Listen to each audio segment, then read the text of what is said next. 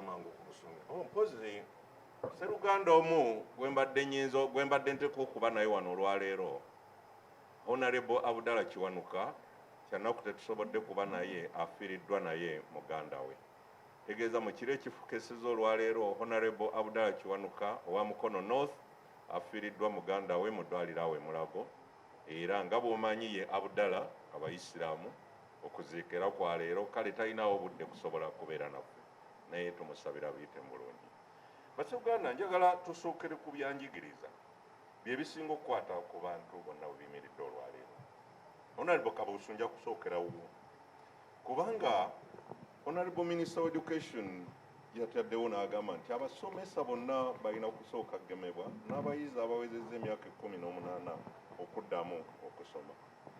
Ne kizingiramu nti n'abakola ku masomero bonna kaŋŋambe abafumbi abakuumi amasomero gasobole okugalwawo kuba kyeraliikiriza naye nga bagambye abasomesa n'abo abakulu n'abaana abaweza emyaka 18. Honorable Kabuusu oli mu Parliament kino mwakikkiriziganyizaako lwaki nkikubuuza bwe nti kuba bwe ntunula myaka 18 abagenda okugemebwa be bagenda okuddamu bokka okusoma kyenva neeraliikirira abaana baffe okuva ku P1 bukya February w'omwaka guli yali 2020 ne batuula waka mwaka mulamba na guno tukutte mwaka mulala ndabanga abatunuulidde aba university n'aba HS oboolyawo embeera eyo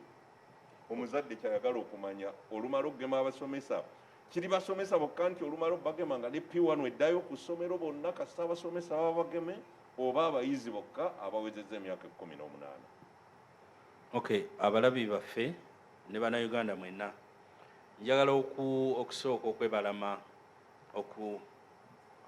okutegeeza nti siri musawo siri mujjanjabi ate sitera nnyo kuliraana bajjanjabi sirina kibinja ky'abakugu nga mwami Museveni ne mukyala we be babeera nabo okumpa information ey'ekikugu nabwe ekiti ebintu nja kubiraba nga bwe mbiraba mu buvunaanyizibwa wange ng'omukulembeze n'ekyokubiri mu buweereza buno bwe tuliraana ne bwe tusinkana ebitugambiddwa. Kakati basebo ne bannyabo ebyobulamu kikulu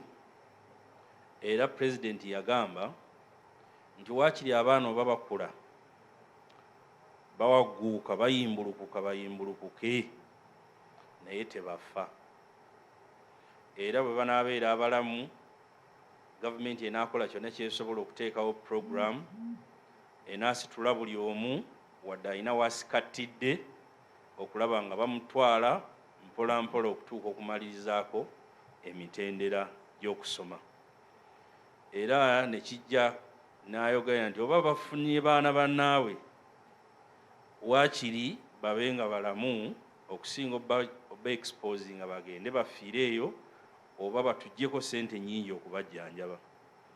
Ffenna twamuwuliriza era buli mwana akubuulira taata tunaakola ki tunaddayo ddi okusoma mugagumiikiriza abakulembeze baffe bakyatuyiiyiza. Abaana abamu tutuuse okumwekweka kubanga akujjukiza nnyo kati okusoma kaakati bannange kati ate nga bagamba abalala be banaasoma kati ffe tunaddayo koddi naye ne tubagumya nti abakulembeze baffe batuyiiyiza. Mu kimu ekiruma byonna ebyo byakolebwa era balojaazi bano bajja kuba baswavu na basonyiwavu nnyo n'osiba buli kimu kyonna ekikolebwa ng'olinga agamba nti mugumiikirizeeko nnyina kyempanga nja kugema oba tukyakola amakubo gano na gano okulwanyisa obulwadde. Naye omwaka gugenze kuggwaako Parliament yawuliriza luli nga baga nti eggwanga lya Uganda ne ssente Parliament eri enkadde ze yayisa zinoonye eddagala budget yaggwako nga buli wa department omubuuza ssente zino zajja nti ebaffe tezijjanga ate ffe aba National Drug Authority ffe tulina obuvunaanyizibwa okunoonya eddagala tebaatuwa mukisa. Aba Minister ya Health nga baga zaagenda mu Prime Minister's Office Prime Minister's Office nti mugumiikirizeeko tuzigoberere bwe ziri ng'obulagala bwokka obujja obwo bwolaba obutondotondo bujja kuva mu b'emikwana abafissizaawo ne batuddizaako nga bw'olya sumbuusa n'omalako n'ogamba nti oba buno obukunkumuka obusigadde bugirya bugende babudzeeyo ebweru omwana w'omuyise n'alaba n'agamba nti sumbuusa bazoonoona eno kanjiri esigaddewo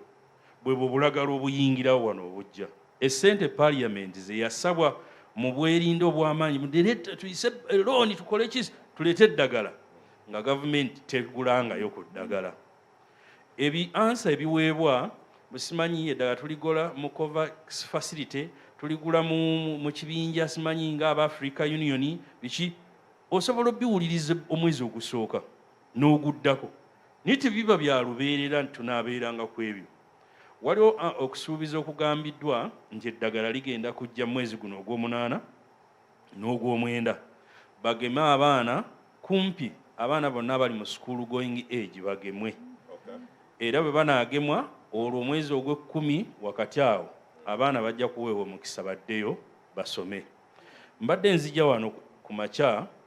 aba National Drug Authority kakati ffe nga bamemba ba parliament bakola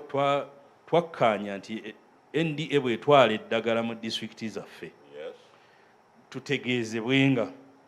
tusobole okukubiriza abantu baffe abalondoola obukiiko obulondoola eddagala oba abantu baffe abaliganyulwamu era buli mwezi oba buli kitundu bwe batwala eddagala nga kamesegi katuuka ku simu kakati kamesegi katuse essaawa 5:57 ku simu yange nga baŋŋamba ba National Drug Authority baleese eddagala erigema covid ekalangala kivunula nti tugamba abantu baffe nti mugende eyo babageme oba mugende ku bulwaliro naye abantu bagenze nnyina we mbalabyeko nga basimbye nga bagenze gye bagenda okugemebwa abasomesa n'abo abakola ku masomero bagamba baleeseyo obulagala butono tebumala n'oli azze okulumwa nti kankikole kiggwe ate neyeetamwa bw'olabanga ewaffe omuntu gy'alina okutambula okuva ku kizinga ekimu ajje agende we banaagemera ate ne bamugamba nti eddagala teryazze oba lyazze terimala nakyo kiruma naye tulowooza nti singa bannaffe baagala oba balumwa kyetugambako ekyokugema eddagala eryo eryogerwako ne ssente parliament ze yabawa batumye eddagala oli bwakugumya naga nti yes twasangayo oda nyingi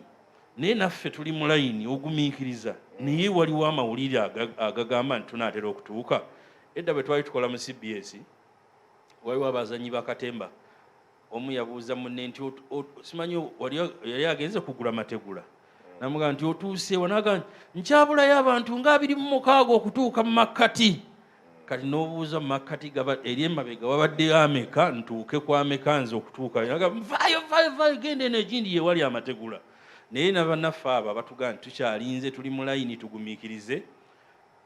ansa ze bagaba bw'ozinnyonnyola abaana kuba abaana baffe bategeera banoonyereza ku research bakola ki ku kompyuta agga nti waliwo ekitagenda bulungi kakati tugumya abakulu b'amasomero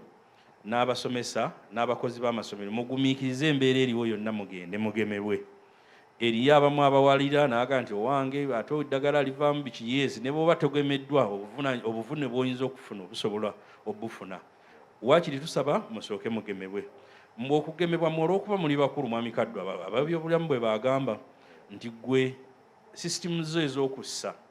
ziba zeetaaga okuyambibwako ate okusinga obwana obuto obuli wansi w'emyaka nga 18 naye bwe banaagema abasomesa ababeera boogera droplets ababoogera nga bali mu maaso g'abaana bo ne bagemebwa abaana baffe ne basomanga mu phases nga minisita bwe yagamba kakati bagenda kusomanga ab'olweggulo n'ab'okumakya then abasomesa bannannyini masomero aga private ne gavumenti egenda kufubeera benga efuna ttiimu y'abasomesa abalala oba oli awo okusoma kunaddamu. Omuzadde akulaba ku TV amawulire gayagala okuwulira nti omubaka wa palamenti amukakasa nti n'aba P1 ogw'ekkumi bagenda kutandika. Eddagala gavumenti lyegamba nti ligenda kutuuka wakati w'ogw'omunaana n'ogw'omwenda kijja kuba lisobola okugema abantu obukadde 21. Obukadde 21 gavumenti egamba nti ejja kusooka okuwa priority abantu abo abaana baffe abagenda ku masomero era bwe banaaba bagemeddwa okusoma kujja kuddamu kuggulewo eri bonna. Tubagumya tumwagumiikiriza okuva we twaviira ku masomero okutuuka omwezi guno ogw'omunaana n'ogw'omwenda. Naye bwe guba nga ogw'omwenda gutuuse mwami mulindwa nga temunnafuna ddagala gavumenti yammwe eddire obuyinza ebuwa ababweteeseteese tunoonye eddagala ebyo byammwe tubikooye. Tweyanziza nnyo.